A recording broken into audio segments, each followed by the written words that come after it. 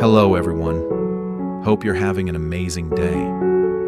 Today, we're going to uncover the moment everything shatters. One message appears on Diep's phone. Good girl. And James realizes someone is watching them in real time. What happens next could change their lives forever. If you enjoy this kind of intense story, don't forget to hit subscribe so you won't miss the next videos. James pulled in a deep breath like he'd been holding it for days. His voice dropped low. Careful. Okay. I'm not hiding anything from you anymore. Diep stayed silent, sitting close but tense, eyes already wet. James looked down at his hands. That day, I went abroad to find Hung. I didn't just disappear. Diep's face tightened. You found him? It took days, James said. And when I finally did, something happened. He was in real trouble. The kind where if the wrong person finds out, it gets worse. He paused, then continued. I arranged things for him as best as I could, but I didn't want to tell my father. You know how he is. Once he touches something, he controls it. Diep's fingers clenched. So, why didn't you tell me? Because I thought I could fix it fast, James said, guilt pressing down on every word. I thought I'd come back, sit with you, and explain like a normal person. I didn't want you worrying. Diep let out a shaky breath. And then, James went on, when I decided to return to Vietnam, I got blocked. Diep's head lifted sharply. Blocked how? Men, he said. Not officials. Just people who kept showing up, making sure I couldn't leave. At first, I thought it was connected to Hung's situation. His jaw tightened. But later I found out it was Dad. He hired them. Diep went still, color draining from her face.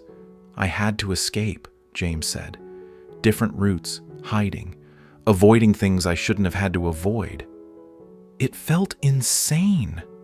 I didn't come back the way I wanted. I came back the way I could.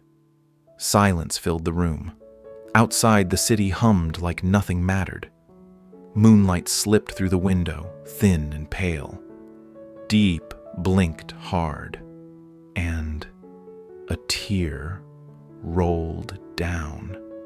And while I was doing all that, James said, voice rough, you were here thinking I just left. Diep swallowed, then nodded.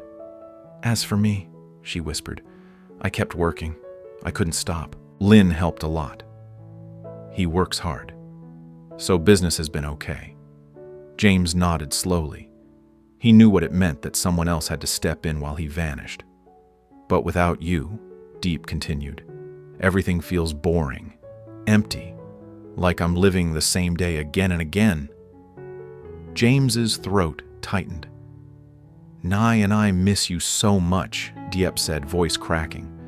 Especially Nai. She cries whenever anyone mentions you.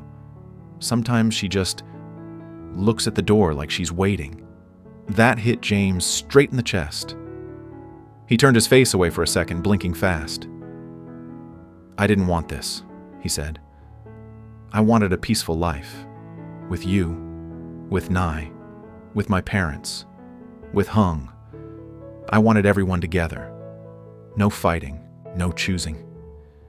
Diep reached for his arm, gripping it tightly, like she was afraid he'd disappear again. James stared at her hand, then at her eyes, regret heavy on his face. Coming back without telling you, making you worry like that, he said. I replayed it so many times, and you were right to scold me. You were scared. You had every reason. Diep nodded, tears clinging to her lashes. I wasn't trying to hurt you. I know, he said quietly. I know. Another silence. Close, heavy, full of everything they hadn't said. Then Diep wiped her cheek. So what now? What are you going to do next? Why don't you just go home? James's expression shifted. Tenderness still there, but something sharper underneath. "I'm not going home to pretend nothing happened," he said. "Not this time."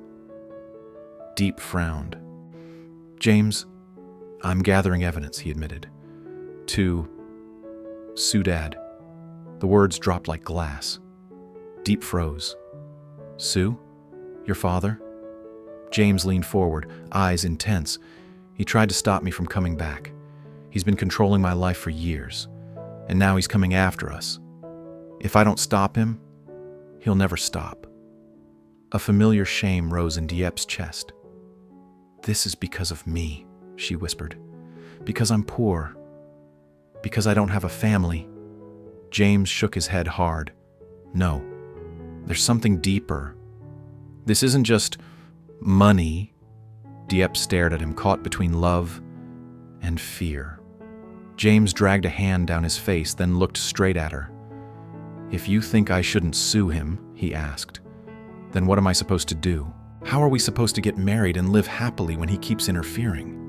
Diep's fingers tightened on his arm until she felt him tense, because she couldn't tell him the real reason. Yet, in her mind, the memory flashed. A photo taken in secret. Her and Nye. A normal moment turned into a weapon, and on the back, a message that didn't need to shout to terrify her.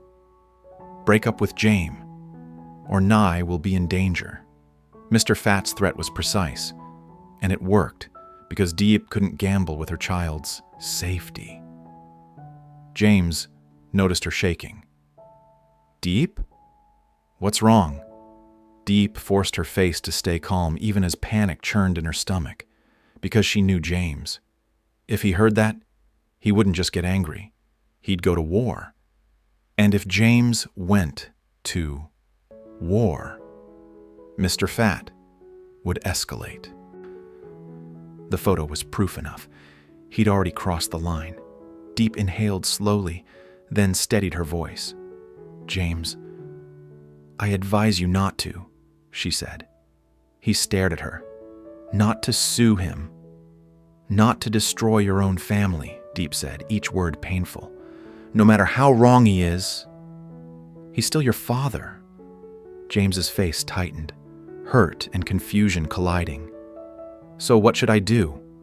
Obey him? Go abroad and leave you?" Diep's eyes burned. "I don't know," she admitted. "But if our love makes your family fall apart, I don't want that." James stared, stunned. Diep swallowed, then made the choice she'd been dreading since she saw that photo. This breakup wasn't about being noble. It was necessary. She looked him in the eyes, forcing her voice not to shake.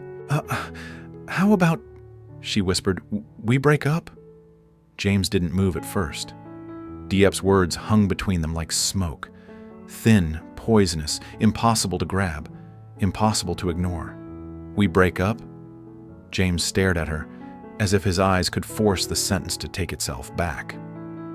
"No," he said, simple and raw. "No, Diep." Diep's gaze dropped to the floor. Her grip loosened on his arm, but her shoulders stayed rigid, like she'd already chosen pain on purpose. "James, please," she whispered. "Don't make this harder." He leaned closer, voice low, shaking at the edges.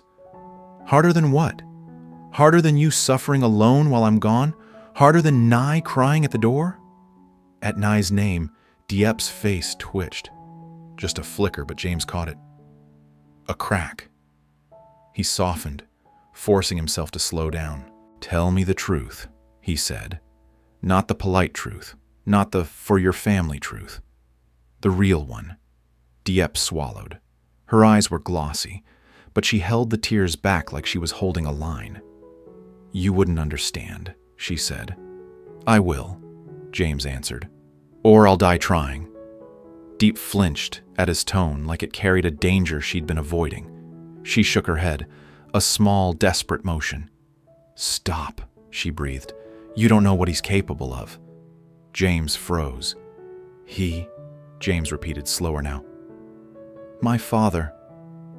Diep's silence was a confession. James's chest tightened. He looked at her hands. They weren't just trembling from sadness. They were trembling from fear. Diep, he said carefully, did he threaten you? She didn't respond, but her eyes flicked toward the coffee table, toward her phone. It was a tiny movement, a reflex, like her body remembered something before her mouth could allow it. James followed her glance. The phone screen was dark, but the way she watched it made it feel alive, like it could bite. He reached out, not grabbing, not forcing, just sliding it closer with the tips of his fingers, giving her every chance to stop him. Diep's breath hitched. Don't, she whispered. James looked up. Then show me, he said, because if you don't, I'm blind, and I can't protect anything blind. Diep's jaw tightened. For a second, she looked like she might stand up and run, out of the room, out of the conversation, out of the life they kept trying to build. Then, finally, her shoulders sagged. Her voice came out thin. He already crossed the line. James unlocked the phone only when she nodded. His hand shook once, then steadied. Diep opened the message thread herself with a trembling thumb, like she needed to be the one to hand him the knife. A photo filled the screen. Diep, nigh. A normal moment. A small smile. A child's face turned toward the camera without knowing she was being watched. James's stomach dropped. Below it was one sentence, short and cold. Break up with James, or Nye will be in danger. For a second, James couldn't breathe. His ears rang. His pulse thudded so loud it felt like the room was shrinking around it. He stared at the words until they blurred. Then his gaze lifted to Diep, and something in his expression changed. Something darker than anger. You've been carrying this alone, he said, voice stripped down to a whisper. All this time. Diep's eyes filled, and the tears finally fell. I couldn't risk it, she said, voice cracking. Not even 1%. Not for Nye. James sat back like he'd been shoved. His hand tightened around the phone, knuckles whitening, but he didn't crush it. He didn't yell. The restraint in him was terrifying, like a storm being held behind a door. Why didn't you tell me? He asked. Diep laughed once through tears, bitter and exhausted, because you would do exactly what you're doing right now.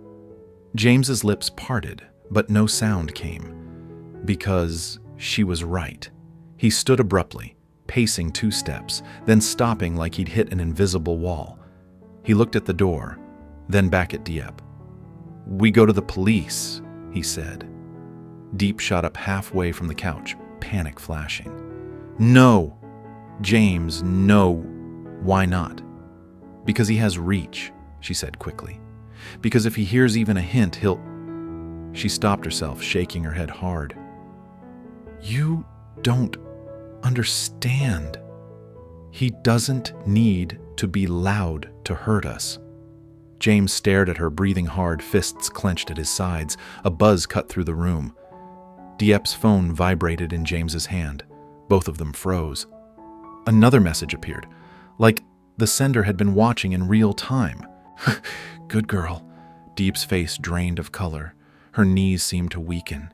James looked at the screen, then at Diep, and the rage in his eyes finally cracked into something sharper. Clarity. He's here, James said quietly. Or someone is close. Diep's voice shook. James, please, don't. James stepped toward her, and this time he lowered himself in front of her, forcing her to meet his eyes. Listen to me, he said, each word deliberate. You are not breaking up with me. Not like this. Not because he pushed you into a corner. Diep's tears spilled faster. Then what do we do? James swallowed, the anger still there, but contained, compressed into a plan. Tonight, he said, you take Nye somewhere he can't predict. Lynn, a friend. Anywhere that isn't routine.